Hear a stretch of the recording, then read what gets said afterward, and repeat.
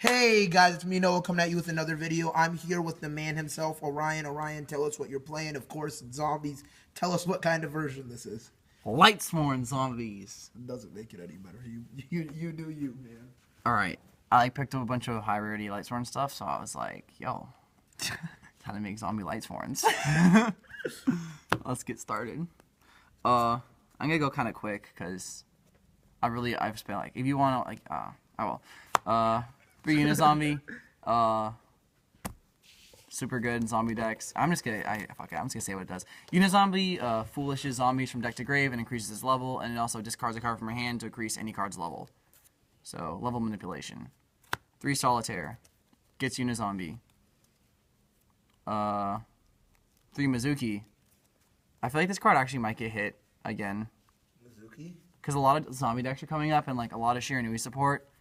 And like a lot of people are, like using the zombie engine to kind of just like make level 8 synchros. I don't know. If it does, I'll cry. 3 Mezukis. It was like 3 3 Monster Reborn ones. I play it. 2 Zombie Masters. You'll see why. But 2 Zombie Masters in this build. That's it for the zombie cards. No Plague Spreaders. No Solitaires. I mean, no Spectral Swords. Just the 4s and the 3s. Now for the Lightsworns. 3 Raiden, lets you mill your cards. So the reason I'm playing the Lightsworns is because they let me get a lot more cards in my graveyard really quickly.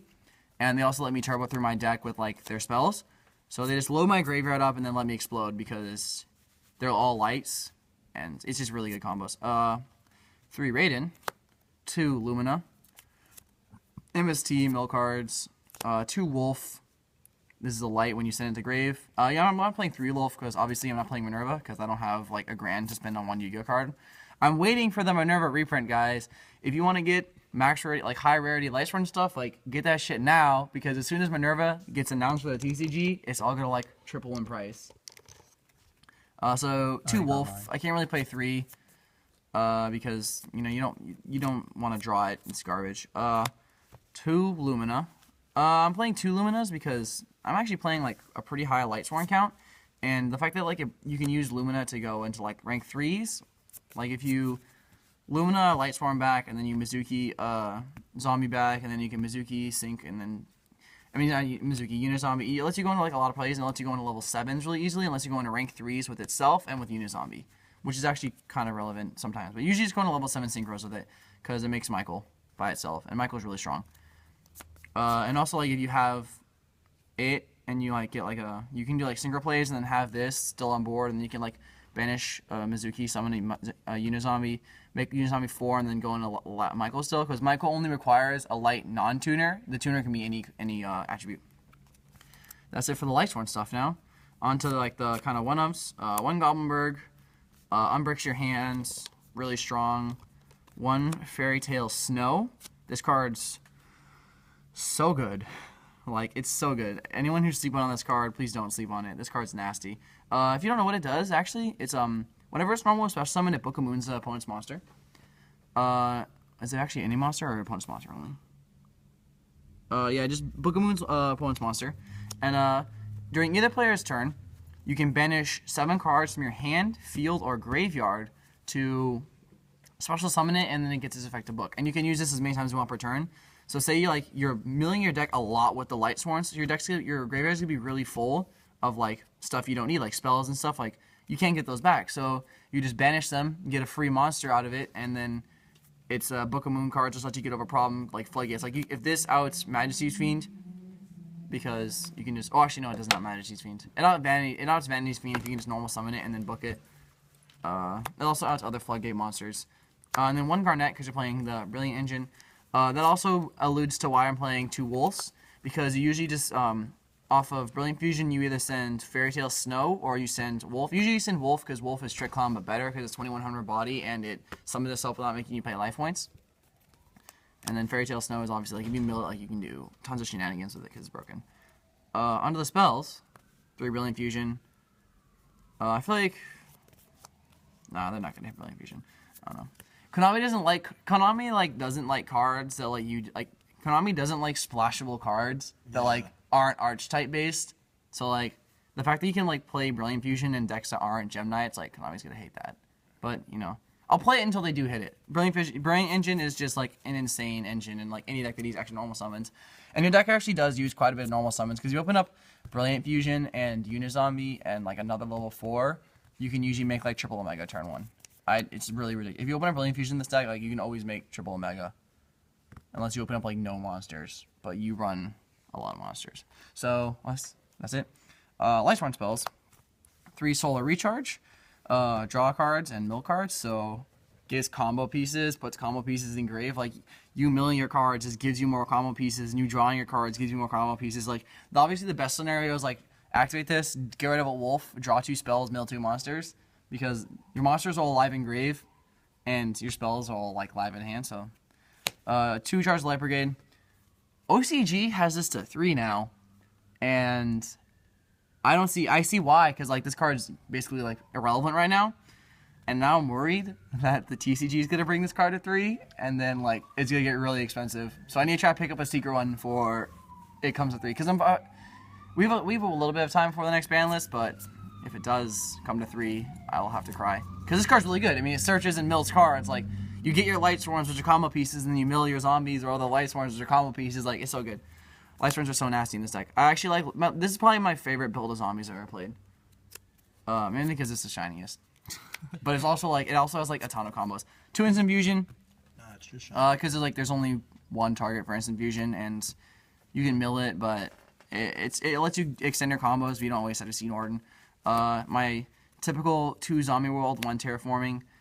This is actually a floodgate, believe it or not. Like, it extends all your combos, and then it fucks Magispectors, it hurts Monarchs, it makes it so... I don't know, I was, like, reading an article on Reddit, and one guy was like, you should always play Zombie World and Zombies because, like, it hits all these... Oh, it hits, Blue Eyes because it turns all their stuff in the graveyard into zombies, and Gospel of Revival only protects Dragon-type monsters, or, like, their deck revolves around, like, only using Dragon-type monsters. So, like, Zombie World says, you don't now have zombies, and then they cry. And then Terraforming, obviously, because you want to play 3 copies of Zombie World, but not actually 3 copies of Zombie World. Because you want to deck thin. Then for the 1-ofs, 1 Breath from a Different Dimension, 1 Foolish Burial, 1 Rhoda. These are all German, I just realized. That's pretty nasty. And 1 Soul Charge. That's it for the main deck. Extra deck now. We're holding it down with the triple Omega. Obviously, you can make this turn 1. It's really strong.